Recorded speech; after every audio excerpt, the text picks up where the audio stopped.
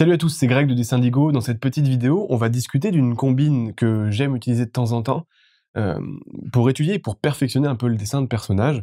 On va voir comment étudier des poses, d'après des captures d'écran de films notamment. Pourquoi? Parce que la plupart du temps, ce qu'on peut reprocher aux dessins de débutants, ou même aux miens de temps en temps, ça arrive à tout le monde, quand on dessine un personnage et qu'on n'a pas d'idée très précise en tête, on se retrouve à avoir un perso qui est très droit, un peu figé, et ça donne un aspect qui est pas vraiment naturel, qui est pas très souple, pas très avenant non plus. Les poses de perso comme ça, pour avoir un aspect, comment dire? Évident, naturel, souple, détendu, c'est assez compliqué à avoir, et pour que les choses soient plus simples, on a toujours tendance à faire des trucs très droits.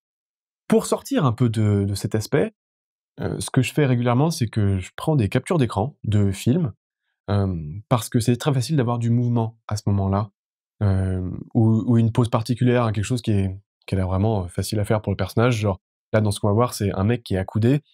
Ça, comme ça, à sortir de tête, c'est assez compliqué. Pour avoir la pose de référence qu'on veut, c'est compliqué aussi, et donc s'entraîner régulièrement à recopier des images comme ça, sans chercher à faire beau, hein, juste en cherchant à faire efficace, ça permet de les imprimer mentalement et d'avoir une bibliothèque mentale qui est beaucoup plus fournie, d'avoir déjà vu ça des dizaines de fois, et donc au bout d'un moment, on sait comment ça fonctionne, et là, à ce moment-là, on est capable de le faire de tête.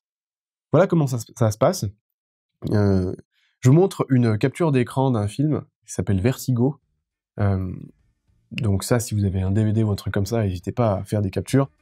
Sur YouTube, vous trouvez des tonnes de vidéos dont vous pouvez vous inspirer, vous n'êtes pas obligé de faire ça à partir de films, hein, par exemple. Et on a une pose que je trouve vachement intéressante. Pourquoi? Parce que le type est concentré sur autre chose, on a l'impression qu'il a fait ça sans y penser, c'est vraiment naturel, décontracté, et c'est compliqué à avoir ça dans le dessin. Donc, ce que je vais faire, c'est que tout bêtement, je vais me poser devant, et je vais reproduire ce que je vois, et c'est pas rare, quand je fais ça, que je refasse ce même dessin 5-6 fois de suite, rapidement, juste pour avoir les lignes. Et puis après, je le refais, juste me concentre sur les valeurs, et après je le refais, je me concentre sur la main, etc. Juste histoire de dessiner, plein de fois, et après je change de capture d'écran. C'est intéressant à faire parce qu'on n'a pas besoin de réfléchir, concrètement. C'est agréable parce qu'on a juste à se concentrer sur les coups de crayon qu'on met et observer, et c'est beaucoup plus formateur que ce que vous pensez. Donc je vais me lancer là-dedans, je vais certainement me planter plein de fois, ça va pas être joli, mais c'est ce que moi, en tant que pro, quand j'ai 5 minutes à tuer ou quoi que ce soit, c'est ce que je fais pour me permettre de progresser encore et toujours. C'est un exercice que je vous conseille de faire, n'hésitez pas à le faire en même temps que moi. Allez, c'est parti.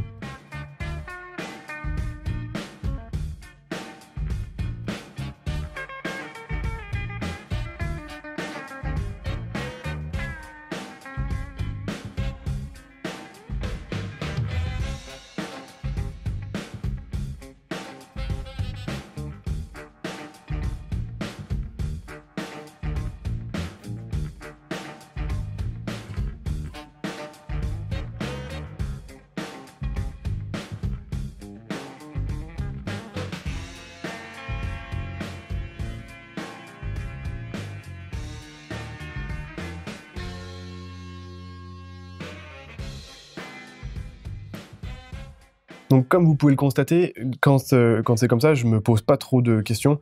Je réfléchis à certains trucs comme les plis des vêtements, les endroits où il va y avoir de l'ombre, etc. Mais je cherche pas à faire beau, je cherche pas à faire extrêmement ressemblant. Ce que je veux capter, c'est l'essence même de la pose.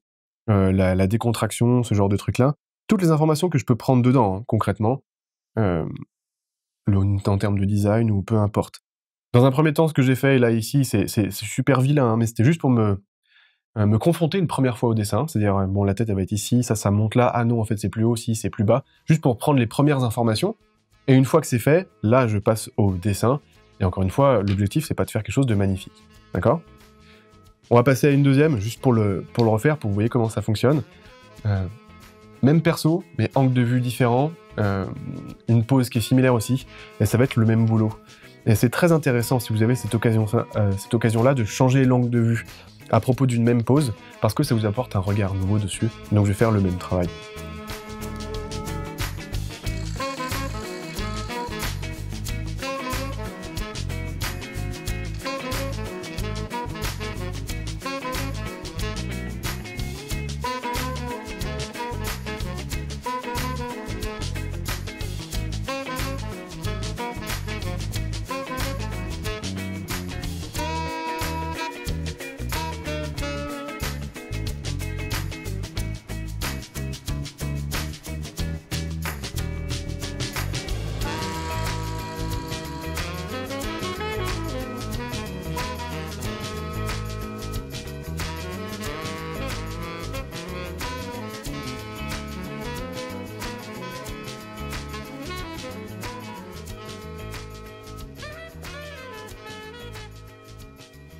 Donc voilà, encore une fois, ce travail est loin d'être parfait, j'en suis bien conscient. Il y a 2-3 trucs au niveau de du de l'axe de l'épaule qui sont un peu inquiétants pour lui. Mais encore une fois, c'est pas ce qui m'intéresse dans ce travail. C'est des choses qui sont censées être faites, rapidement et vous voulez juste prendre des informations, pas faire une œuvre d'art. Pourquoi? Parce que, de tête, si on m'avait demandé de dessiner quelqu'un qui était accoudé, j'aurais fait le coude beaucoup plus bas. Mais là, c'est vrai que c'est intéressant de faire l'épaule plus haute que ce qu'on pense et ça donne une forme qui est assez intrigante là, comme ça, vous voyez? Un truc arrondi comme ça. En termes de mouvement, en termes de dynamisme, en termes d'aisance, en termes de courbe graphique, c'est vachement intéressant. Plus intéressant que ce que j'aurais fait dans un premier temps avec, un personnage qui aurait été là comme ça de face, accoudé comme ça, avec le bras qui tombe, hop, hop. Et ça, c'est le truc auquel, tout le monde aurait pensé en dessinant le personnage et la première idée qui serait venue, vraiment. Et donc ça veut dire qu'on est tous capables de le faire, que ici vous sentez bien que c'est plus intéressant en termes d'angle de vue, de position et de tout ce que vous voulez, d'accord? Là, je l'ai fait avec une même pose, ou en tout cas presque la même, 2 angles de vue différents, mais si ça vous saoule de faire ce genre de choses, rien ne vous empêche de partir sur, des captures d'écran un peu au hasard, ou des vidéos où il y a beaucoup d'action, beaucoup de mouvements, mais de passer d'une pose à une autre qui ont rien à voir entre elles, juste pour vous entraîner à bosser régulièrement. Très intéressant à faire. À ce sujet, je pourrais pas mettre, suffisamment l'accent sur l'importance du dessin de modèles vivants et du dessin de poses rapides, juste pour entraîner son œil à voir et sa bibliothèque mentale d'images à se mettre à jour. En description de la vidéo, je vous filerai quelques liens qui sont super intéressants, des sites de capture d'écran de films, si jamais ça vous intéresse, avec, plein d'images pour aller voir, des sites de poses de modèles, vous pouvez définir une durée, 30, 60 secondes, qui vous font défiler des poses de personnes comme ça, heu, pour vous entraîner à dessiner rapidement, c'est vraiment bien. Un petit peu d'exercice comme ça régulièrement et votre coup de crayon, en quelques mois, aura plus rien à voir. Vraiment, ça se fait sentir. J'espère que ces petits conseils-là vous ont inspiré, j'espère que ça vous donne envie de faire ce genre d'exo. Vous allez voir que vous allez progresser très vite. Si jamais c'est le cas, n'hésitez pas à mettre un petit like sur cette vidéo, vous abonner à la chaîne, ça nous aidera à la faire grandir un petit peu. Et si vous voulez plus de conseils, pour des poses, pour du coup de crayon, des trucs comme ça, allez voir la formation qu'on a sur Dessindigo. On se retrouve là-bas très vite, à bientôt.